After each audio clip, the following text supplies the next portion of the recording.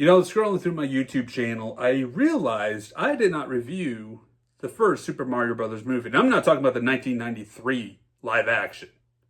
If you want a review of that, here it is. It's hot garbage. Moving on. I'm talking about the animated ones that came out the last few years. And today on the show, I've been sitting on this review for probably almost a month now since the movie came out. I wrote a whole review, never had a time to sit down and even do this review for the AJ show, but we're doing it now. Better late than never, I suppose. Probably would have had better viewership if I did it as soon as possible, but here we are, almost a month later. Get yourself a beverage, sit back, relax, and let's talk about the Super Mario Galaxy movie.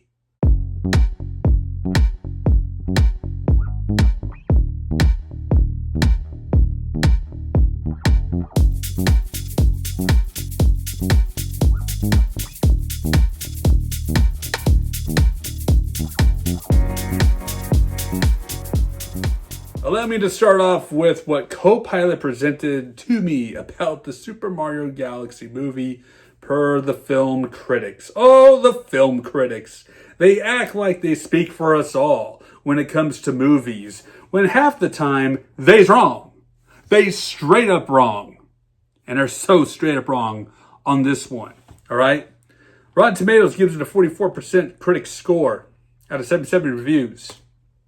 Good Lord. They complain that it's too much video game Easter eggs. It's disappointing, and it's just a big old commercial for Nintendo. Metacritic Metascore is 35 out of 100. 42 critics review this, with 14 positive, 50 mixed, and 36 negative percent. Time Out calls it not deep, but made with love and hits the spot.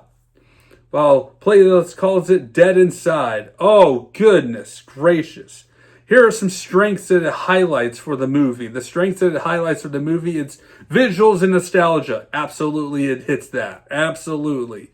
Many reviewers highlights the film's rich, colorful animation, abundance of Nintendo Easter eggs, and for me who grew up in the 90s with Super Mario, I loved every bit of it. Come on, somebody. Making it feel like a direct adaptation to the Super Mario Galaxy game, which I'll be honest right out of the gate here, I've never played the Super Mario Galaxy video game. Was not interested on it. It didn't appeal to me, honestly. But I know the story of it, at least. So there's that. They praised the voice actors of Chris Pratt, Charlie Day, Jack Black, and all of them people. Even Donald Glover. I mean, come on. Yoshi's like the easiest thing to voice. Let's just be real, Donald Glover. You copped out on that one. Come on, somebody. Big screen appeal, all right? I gave a big screen appeal. Here's some criticisms. Weak storytelling. Many find the plot loose, episodic, and underdeveloped. Yeah, it's kind of episodic. It is. There was the first movie that started it all, and then you jump into this movie. Does it feel episodic? Yes. I will agree it feels episodic. Keep in mind, this is a freaking kids movie, people. They're taking this way too serious. And weak storytelling. Again, kids movie, y'all. It's kids movie. It's Super Mario. The story plot is simple. You're playing the plumber, defeating Bowser, who's like this giant turtle with spikes, and you rescue the princess. I mean, come on. That's Super Mario in general. Come on, everybody. It's the same plot, different scenarios and situations, and however it happens in video games, it's always the same plot. But man, I'll tell you what, Princess Peach knows how to hold her own. She ain't no damsel in distress in these movies like in some games. Some games. We'll get into that in just a moment. But that was from Roger Ebert. He feels like it was like underdeveloped and loose and episodic. It's weak, man. You're weak. Rush pacing. I will admit, it did feel rushed. It's an hour and 30 minutes. But again, come here. It's a kids movie, and you got kids with low attention spans. It works, all right? It works. For us adults, you should be thankful. You should be thankful it was a short film, and if you didn't care for it, it's a short film. You're sitting there supporting your kid. You just get up and get out of the theater and move on, all right? There you go. There you go. And if you're an adult from the 90s, shame on you. You should appreciate Super Mario. Unless you just wasn't a gamer back then. I don't know. Maybe you were out there playing sports. Well, the rest of us who play Super Mario on Nintendo. There you go. So pacing to me for this film, it felt great. It was a good pacing. It was the perfect length. Again, kids film. It was good. The first movie, yes, I will agree. I originally thought this pacing is fast. And then I learned to appreciate the pacing a little bit more as I watched. You know what? It's not bad. Yes, is it simple? Absolutely. Does it feel rushed? Sure. But man, it's action and adventure. And yes, there is a story. It may be a simple story, but there is a story to Super Mario Brothers and Super Mario Galaxy. There is a story. You just gotta pay attention and not be on your cell phone. Put your phones down, people. You should be be on your phone in the theater anyway. My goodness. People felt like it was a giant commercial for Nintendo. Duh. It's an epic adventure, guys. I mean, yes, Nintendo's going to promote their franchise player, Super Mario. And yes, it makes a lot of Nintendo references. Absolutely it does. It's great. I love it. So yes, does it feel like a commercial? Sure, it feels like a commercial. But at the same time, it's an action adventure movie. It's great. It's awesome. It's fun. It's colorful. It's energetic. It's fan service 100%. And I'm a fan service right here who is a diehard nostalgia for the 90s. I got it bad, y'all. But man, it is awesome. But one thing that they point out here is lacking in emotional or plot depth. Come on, people. The relationship between Bowser and his son. Did you not feel that? Did you not feel that right there? Or, Peach figuring out where she came from and reuniting with her long-lost sister, Rosalina. Spoiler alert, all right, if you haven't seen it. I don't think the game really portrays Rosalina as Peach's sister. I don't know. That was something I read that people were kind of upset about. They changed the story. Blah! Who cares? I enjoyed it. It was fan service. It was fantastic. I loved it. It was great. Bottom line, the Super Mario Galaxy movie is a visual, dazzling, nostalgia-driven adventure that will please the longtime Mario fans like myself and those who enjoy big-budget animated spectaculars. Woo! Right here, y'all. But it may disappoint viewers seeking more deep story and more deeper and more cohesive story. If you want bigger story and cohesive depth, go watch some other freaking movie that's out right now that I don't care about. All right? There you go. So here it is. Dear film critics. Dear film critics. I'm talking to you film critics. Have you ever played a Super Mario Brothers game? Do you even understand what you are witnessing when you play said game? Do you know the lore, the references, the characters that you just watched? I know they threw Super Mario Brothers 2 villains just out there in a casino level with Wart, Mauser, even Claw Grip got a cameo. No Tri-Clyde, but Claw Grip got a cameo. Come on. Nobody remembers Claw Grip but me, but he got a cameo. All right? And most importantly, the story that has taken place in this film, because there is a story in this film. Clearly, you all watched a different movie than what I watched. Let's get this out of the way first of all, y'all. Nostalgia at its finest. Super Mario Galaxy movie is definitely a nostalgic trip. The first one was a nostalgic trip, for sure. For someone who grew up in that era of video games with Nintendo, I caught almost every reference thrown at me. I didn't pick up others till after the fact because I totally missed, where Yoshi was, walking down the Bronx, and then you saw a bicyclist with a guy in a pink suit running by. Punch Out! I missed it till I saw a reel of it. I'm like, what? I missed that. I gotta watch it again, apparently, and catch more references. So I didn't catch them all, but I know it's there. And then recognizing, the Super Mario Brothers 2 characters like Wart, Mauser, Claw Grip, in Wart's casino. Wart has a casino! He's not in the whatever Dreamland or whatever, Subcon, whatever it's called. He's got a casino in a different world, y'all, and it's great. Super Mario Brothers 2, all right there in action. And Peach held her own in that scene, taking them all on.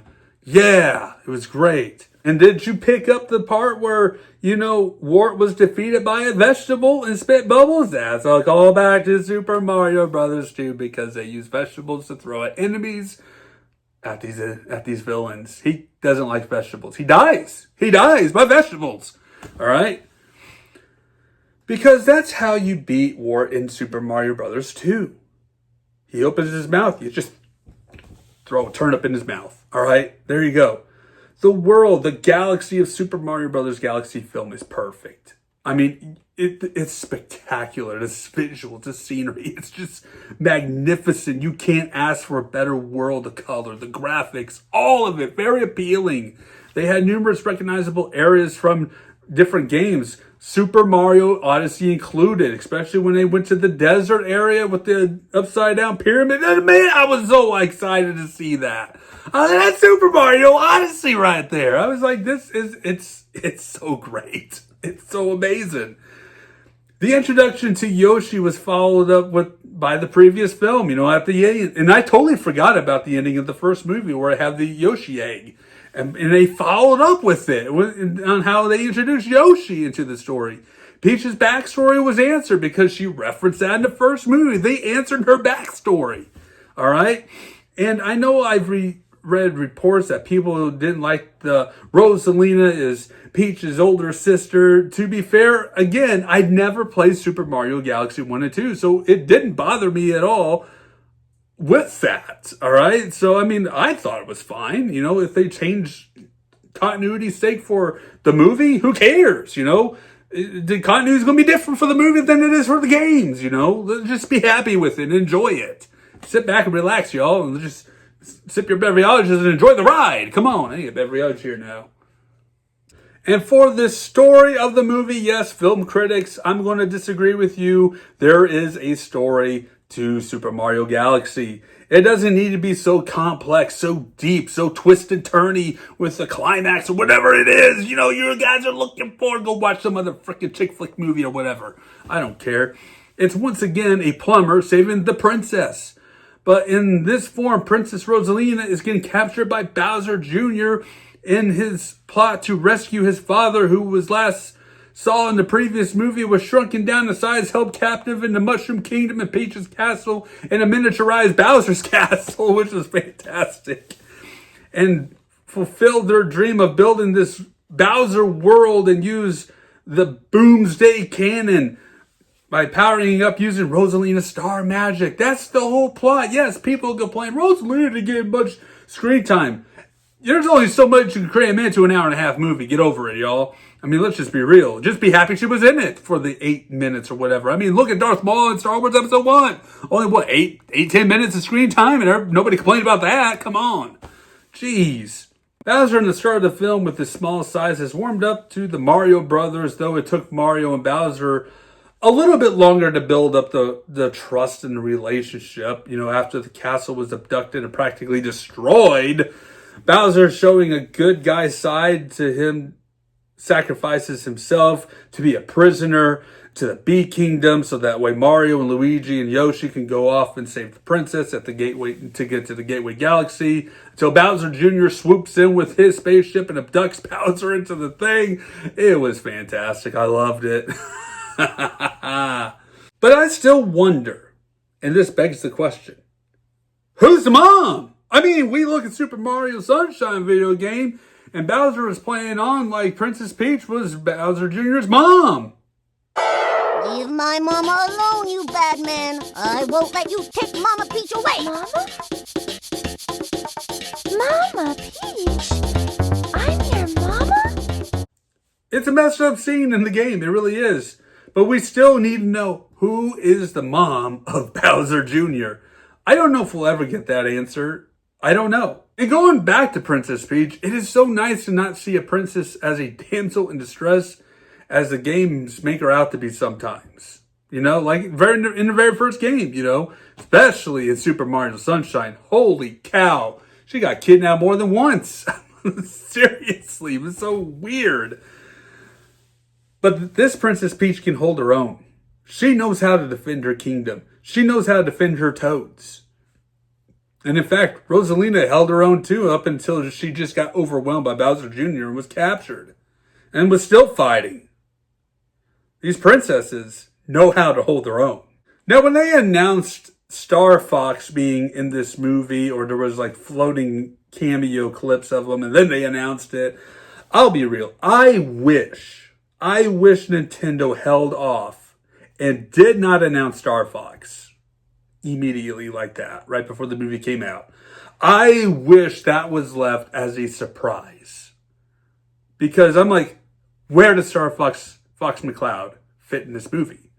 I was very confused by that. Was he just going to make a cameo appearance somewhere in the galaxy, or what? I didn't know what to expect. And I know there's also Samus's gunship was also in there too, as a brief little blip cameo. But Star Fox had a whole role in this movie. I mean, I kid you not. I was dumbfounded. And for this movie with Star Fox, they made it work. He acknowledged his story on how he arrived to this galaxy, and he blamed Slippy Toad, as he should, because Slippy Toad is still the real enemy of Star Fox. Let's just be real. It's a conspiracy. It is. It's a conspiracy theory that Slippy Toad is out to destroy Star Fox team. That's my personal opinion. I don't know about you. And the fact that he blamed Slippy for bad navigation, I laughed so hard. I did. I was like, that is exactly who I would have blamed for getting Star Fox lost in the galaxy somewhere. I would absolutely have blamed Slippy Toad for this one.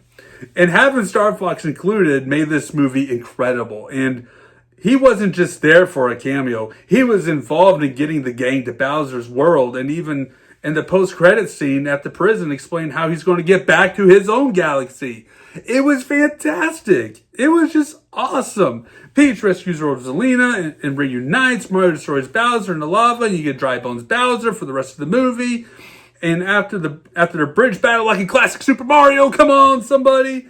And he even rescues Bowser Jr. after overdoing it with his abilities and summoning a dragon that obviously was a callback to Mario Odyssey.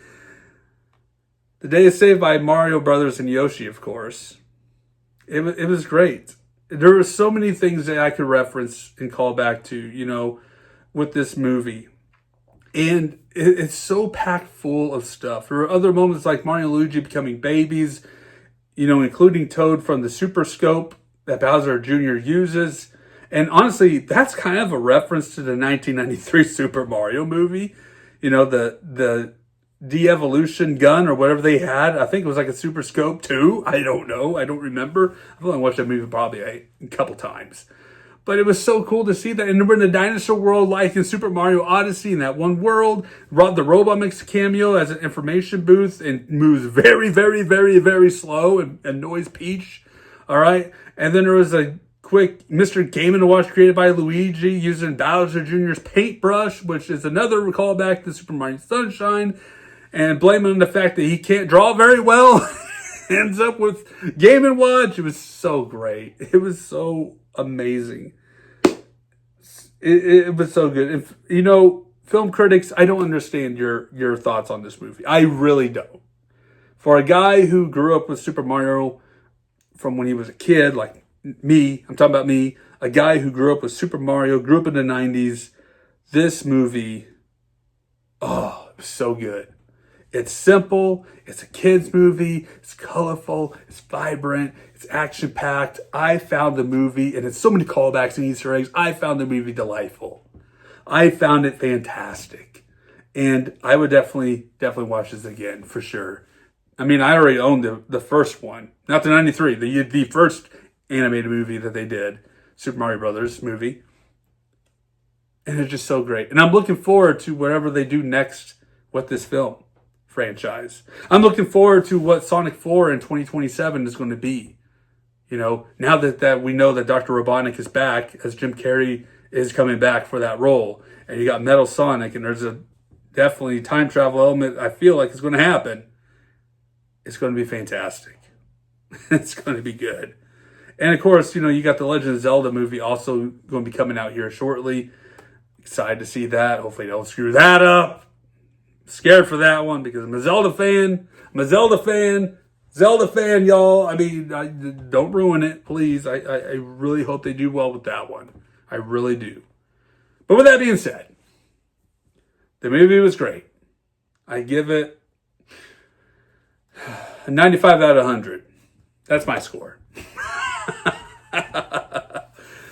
All right, 8 out of 10. 4 out of 5 stars. Whatever it is. I don't know. It's up there. It's high. It's great. I love it. So, thank you all so much for watching. Go see the movie if you haven't seen it. Have yourselves a great day. And take care.